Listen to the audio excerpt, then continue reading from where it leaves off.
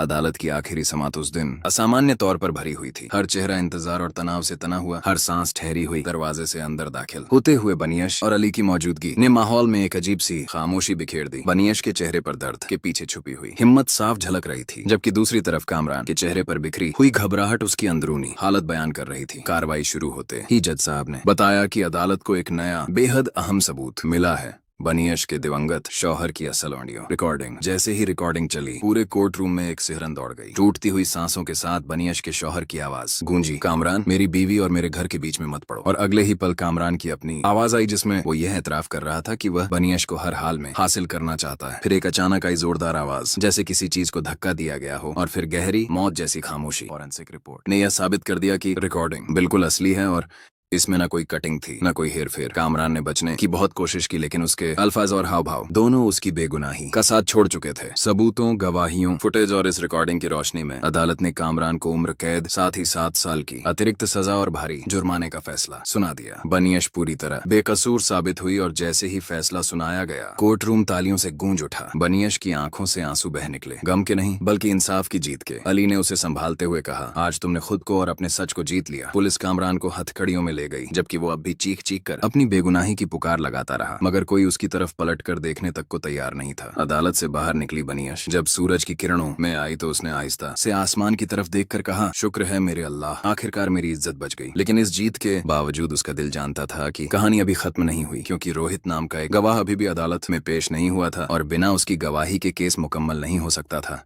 उसी वक्त मनीषा, कामरान की छुपी हुई मददगार, अपनी चालें चल रही थीं। वो रोहित पर दबाव डालकर उसे अपने काबू में रखना चाहती थी, ताकि वह अदालत में कामरान के हक में गवाही दे। कई मुलाकातों के बावजूद रोहित की आंखों में खौफ और दुविधा साफ नजर आती थी। न वह मनीषा के खिलाफ जाना चाहता था, न ही झूठ बोलकर अदालत को धोखा देना। फिर एक दिन कामरान ने उसे गुपचुप मिलने बुलाया। कामरान ने उससे रोते हुए कहा कि उसकी गवाही ही उसकी आखिरी उम्मीद है, मगर रोहित ने सिर झुकाकर जवाब दिया कि वह मनीषा की मंजूरी के बिना कुछ नहीं कर सकता। ये सुनकर कामरान की उम्मीदों की आखिरी डोर भी टूटने लगी थी। उधर बनियश और अली ने फैसला किया कि वे इस साजिश को यहीं खत्म करके रहेंगे। उन्होंने मनीषा की हर हरकत पर नजर रखनी शुरू की और जल्दी ही उन्हें पता चल गया कि रोहित को किस तरह डराया जा रहा है। आखिरकार अदालत का अगला बड़ा दिन आ पहुंचा। माहौल खामोशी और बेचैनी में डूबा हुआ था। हर निगाह एक ही सवाल ढूंढ रही थी, क्या रोहित आज गवाही देगा? जब रोहित अदालत में दाखिल हुआ, तो उसका हर कदम अदालत की दीवारों में गूंजता महसूस हो रहा था। उसने कांपती आवाज में कहा, मैं सच बताना चाहता हूँ, लेकिन मुझे और मेरे परिवार को हिफाजत